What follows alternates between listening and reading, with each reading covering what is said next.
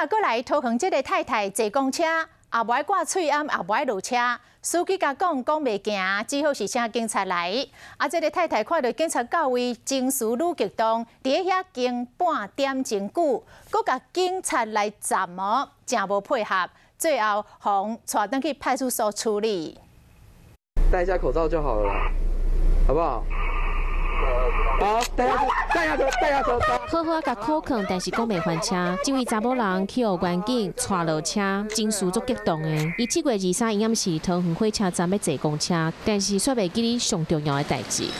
只有他阻碍我。好啦，我们跟你讲一下啦，人家不欢迎你不戴口罩就上车了，好不好？看到员警就一直讲伊做委屈的，无挂喙掩坐公车，司机不爱在意，这查某人怎安尼大细声？员警到现场，请伊落车，伊搁踢员警，态度足无配合的。该名妇人情绪突然失控有脱序行为。那同事先带反锁管束。车站内底的人足侪，就惊讲病毒会安尼传开。坐公共运输挂喙掩，保护家己，嘛减少病毒传播的几率。公车的司机拄到这个无配合的查某人，嘛是足无奈的。只有会当请警方来斗相共。中央流行疫情指挥中心嘛，搁一摆提醒民众坐公共运输，足歹保持社交距离，所以一定要挂喙掩。咱做伙甲防疫的工作做好好，好不好？